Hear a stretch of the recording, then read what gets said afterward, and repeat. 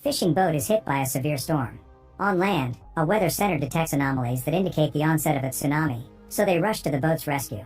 The helicopter has only 5 minutes to get the crew before they are crushed by the big wave, and although everything seems to go relatively smoothly, Mr. Kang, one of the members, is trapped under some boxes, preventing him from getting out. His friend Man-Sik tries to help him with all his might, but his attempts have no effect, so he's rescued and watches his friend succumb to the weight and force of nature. A couple of days later, the tsunami event caused a national impact, with damages in places like India, Indonesia, and Sri Lanka, leaving thousands dead and injured. 5 years later in the summer, Man-Sik is trying to pull out a loose tooth of his son Sung-Yun on the beach, but then a friend appears and tells him that he must leave with him immediately. On the street, the owner of a seafood store complains to a girl for selling fish in front of her stall, accusing her that her attitude stems from being an orphan. The conflict escalates to blows, but they are promptly separated by Man-Sik, who reveals himself to be the lady's son and the head of the Prosperity Association. He overly protects this girl for being Yun-hee, the daughter of his former shipmate, whom he swore to take care of. While he has a high regard for Yun-hee, she assures him that she doesn't need his protection. At that moment, a group of investors appears together with Yuk-jo, a businessman who assures that Haeundae is a tourist site suitable for investment. But just at that moment he is assaulted by one of the citizens, who criticizes him for taking advantage of the town's situation to become richer. Meanwhile, geologist Kim Hui warns a board of investigation about the dangers of a possible new tsunami. Kim Hui's personal life takes a toll on him as he is in the middle of a divorce with his wife Eugene. Outside the meeting, Kim Hui is surprised by Jimin, his daughter with Eugene, but who is unaware of their relationship, and who remains part of the woman's new family. Back on the beach, 3 girls are surprised by 3 boys, who take them on a yacht out to sea.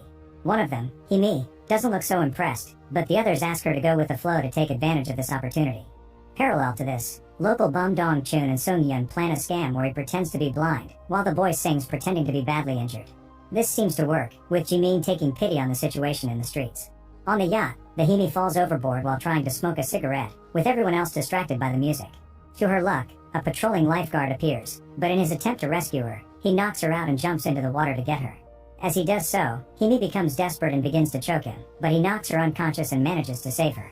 He gives her mouth-to-mouth resuscitation, but the girl wakes up and bites his lip, so the lifeguard hits her again to knock her out. On the shore, Man-Sik greets Yun-hee and hands her a bag full of vegetables. The two talk about Sung-Yun's whereabouts, and Man-Sik receives a call from the police station, where he discovers that his son was arrested for the attempted scam. Upon arrival, Man-Sik starts fighting with Dong-chun while his son cries in despair. At the conclusion of the bitter scene, father and son go to Yun-hee's stall to get something to eat, where Man-Sik gets drunk easily, and are visited by Hyung-sik, Man-Sik's younger brother, and who turns out to be the lifesaver from before. A family compliments the boy's appearance, who reveals that Yun-hee is not his mother, as the real mother abandoned them. The situations continue unfolding, with Yuk-jo losing shareholders, Kim Hui receiving news of new tsunami activity from Japan, and Man-Sik's friends saying that his feelings for Yun-hee are now more than evident. Man-Sik's mother shows up to threaten against Yun-hee, but as usual, the man defends her. The 3 yacht boys show up to eat at Yun-hee's stall, and after serving them, she talks to Dong-chun, whom she forces to accompany her on her daily catch. Man-Sik shows up before they set sail, inviting the girl to a baseball game with Sung-yun, to which she accepts. A group of lifeguards listens to the game on the radio, and one of them asks Hyung-sik what happened to his lip. When they tell him that the person who did that must have been crazy, Hee-mi appears to talk. She tells him that he should take responsibility for the injuries he caused her, and intervenes in his call to wait for his answer. Late at night, she tells her friends that she will be back late, as she has an increasingly close conversation with Hyung-sik. At the game, Man-Sik gets drunk again and starts insulting the batsman, much to the embarrassment of his son and Yun-hee. The police make an appearance and take him out of the stadium before descending into further conflict. Upon returning home, he finds his mother talking to old Yuk-jo, who is actually his uncle. After insulting him before leaving, Man-Sik kicks his dog, receiving a scolding from his mother. At the dock, Dong-chun accompanies Yun-hee, who receives a note from Man-Sik. Just then, the young men from the yacht arrive and threaten Yun-hee and tell her that she gave poison food, making one of them sick. Dong-chun tries to defend her, but the 2 boys outnumber him in strength. That's when Hyung-sik shows up to defend his friend, beating the boys. In bed, Man-sik complains of a stomachache, and while trying to get some medicine, which he mistakes for shampoo, one of his friends tells him about the conflict at the dock. The police show up to arrest Dong-chun and Yun-hee, both for the fight and for selling poisoned food. Watching them drive off in the patrol car, Man-sik starts foaming, and is taken to the hospital for a stomach pump. Because of his conflict last night, Hyung-sik is given the job of a coastal nursery attendant, where he attends to a crying lost girl, who claims to know her mother's number. The girl turns out to be Jimin, and after contacting her mother, Kim Hui goes to pick her up, feeling awkward about being next to his own daughter. Yuk-jo formally asks Man-sik to move his business, but Man-sik reproaches him that it was his fault that the expedition from years ago went so badly, after forcing them to set sail in adverse conditions. The businessman has no choice but to turn to Dong-chun to convince Man-sik, promising him a store if he succeeds. Eugene shows up to pick up Jimin, scolding her for getting lost. Kim Hui asks her not to be so harsh on the girl, but Eugene reproaches the man's absence as a father. Right after, Himi reproaches Hyung-sik for not telling her about his change of position, as she had been looking for him all day. The two share a meal, where Himi mentions studying for being an actress, giving him an acting sample too realistic for the people around them. Man-sik talks to Yun-hee, and they both mention her father's memorial, remembering the first time they met, when Man-sik saw Yun-hee's father as a leader. However, in a flashback, it is shown how Yun-hee's father was caught in the storm due to an error in judgment on Man-sik's part, which causes the man to self-sabotage his intentions with Yun-hee. As they continue their outing, Himi tricks Hyung-sik into kissing him and biting his lip again, with the girl's friend spying on her from a distance, still resentful from the dock fight. In the morning, Kim Hui warns his boss about the possibility of a mega tsunami, a wave that could reach 50 meters at least, and even reach 100 meters in the worst-case scenario. If so, they should evacuate as many people as possible in just 10 minutes.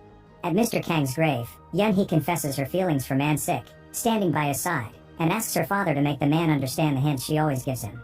Man-sik breaks down in tears, apologizing to the grave of his former friend. He and his brother meet and talk about their women's case, unable to give each other good advice. As he arranges another outing with Himi, Hyung-sik is intercepted by the yacht boys, who beat him up and tell him never to see Himi again. After finishing her dinner, Yun-hee talks to Yuk-jo, who is happy that his project is on track. Apparently, Yun-hee is the only person Yuk-jo has any regard for, perhaps out of respect for his deceased father. As he leaves, Man-sik arrives, who is less than pleased with the old man's presence. He invites Yun-hee to a boat, where he decorates the deck with a romantic theme, and waits for the fireworks to propose to the girl. Despite being amused by the idea, Yun-hee tells a nervous Man-sik that she will think about it, and give him an answer early tomorrow morning. If there is a red ribbon tied to her boat, that means she would accept the proposal. From a distance, everyone watches the fireworks in awe, except for Himi, who scolds Hyung-sik for missing their date. He just turns around and tells her that they should stop seeing each other. Dong-chun feels pressured for not having a formal job, and in the middle of a conversation with Yun-hee, he learns about the marriage proposal, so he decides to reveal to her the real cause of her father's death. The seabed near Tsushima Island begins to crack, creating an underwater fault. The next morning, Man-sik is disappointed to find that not only is there no red ribbon, but Yun-hee's boat has sailed away, leaving him stranded. He encounters Dong-chun, who confesses telling Yun-hee the truth about his father. Man-sik lunges at the snitch, but the battle is suddenly stopped by a seagull that crashes into Dong-chun's car. As they watch the sky, they notice how the birds seem to fly away from the area, for they foreshadow something bad. Kim Hui tries to convince his boss to evacuate the entire region before tragedy strikes, but he says that if they do, they will be a laughingstock. He warns Eugene about the threat, but she believes it is an attempt to sabotage her career. At sea, Yun-hee regrets what happened, and decides to get rid of the red ribbon. She goes to Yuk-jo and tells him that she will be leaving Haeundae next week, leaving the old man confused and sad. The underwater break situation becomes untenable, and a state of emergency is reported, announcing it to the entire city. Just as Yun-hee and Man-sik meet, the earthquakes begin, and all the people on the beach fall from the tremors. Disasters start to happen, with Dong-chun and Yuk-jo crashing their cars, Eugene getting trapped in an elevator and a cargo ship being capsized at sea. Also, Himi is with her suitor on the yacht, getting caught in the middle of a massive storm. Kim Hui tells his boss that they must get everyone in the highest possible spaces, and leaves to find his wife and daughter, with the latter watching from her window as the giant wave approaches them. The beach gradually runs out of water, with people running for shelter and causing havoc in the city. Man-sik and Yun-hee flee too, with a wave forming behind them, of a size that can cover almost the entire region. Dong-chun meets Sung-yun and his grandmother in the middle of a bridge. He tries to help them, but the lady goes into a catatonic state, and no matter how hard they try to run, they cannot outrun the wave behind. The tsunami covers the coasts, the streets, and destroys the buildings, reaching the highest floors, with no place to take refuge.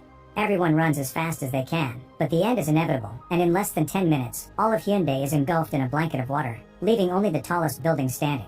Dong-chun walks on the bridge, seeing the debris beside him and looking for Sung-yun, but then realizes that right next to him is the cargo ship, now hanging vertically on the bridge, about to fall.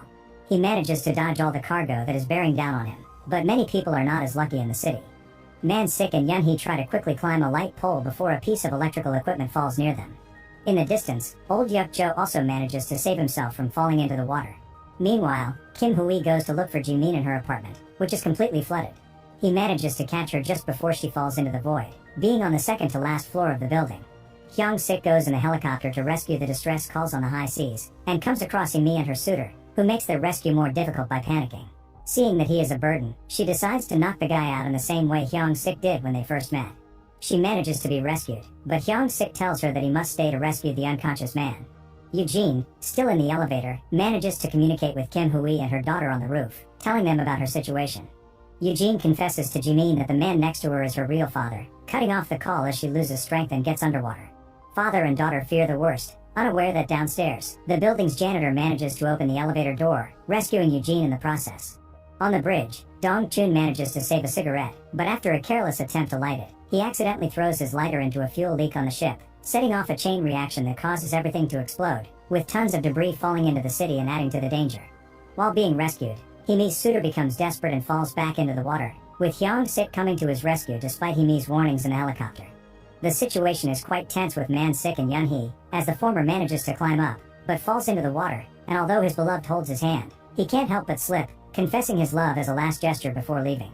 Yun-hee watches in horror as Man-sik is swept away by the current, but just then Yuk-jo appears, grabbing Man-sik with an injured arm to avoid his path. He manages to rescue him, and as he gives a smile to his nephew and Yun-hee, he is rammed by a giant sign, carried away by the current. During the helicopter rescue, the rope holding Hyung-sik and Imi's suitor breaks a little because it can't support so much weight, so Hyung-sik makes a strong decision. He decides to sacrifice himself, asking his rival to give Imi his watch, which she always liked. Despite the cries and pleas, the lifeguard ends up making the ultimate sacrifice, smiling from the surface at his beloved, only to be swept away by a wave. At the top of a building, Eugene is reunited with Jimin and Kim Hui, but they see another wave approaching in the distance, so they tell the rescue team that they are with a little girl, so they must give priority to save her. They manage to get a lady to hold her, but the parents can only watch their daughter soar through the air, saying goodbye forever. The pair share one last hug, with Kim Hui apologizing for everything. The rescuers go back over the building's roofs, and Dong-chun along with Mansky's mother, watches Sung-yun struggles to swim, trying to save him. Some time later, a service is held to honor the rescuers who gave their lives for the city, including Hyung-sik. Among those present are Man-sik, his mother and son, Yun-hee, Himi and her friends who were able to survive, with her keeping Hyung-sik's special watch.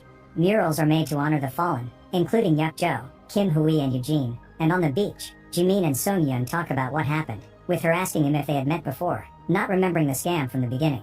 The boy tells her no and they part ways. As they clean up, Man-sik's friends comment on how old Yuk-jo canceled his contract on behalf of the merchants in the area, about how Dong-chun's mom perished while buying a pair of shoes for him, and that Dong-chun received an award for saving several people during the disaster. Dong-chun mourns the loss of his mother holding a picture of her. Man-sik and his family go to his aunt's house, where his mother gives them life advice and hugs Yun-hee, forgiving her for everything. At the dock, Yun-hee sees the debris of her tent, and finds the red ribbon from earlier. Man-sik intercepts her and steals the ribbon, but it slips away and flies with the wind to the sky.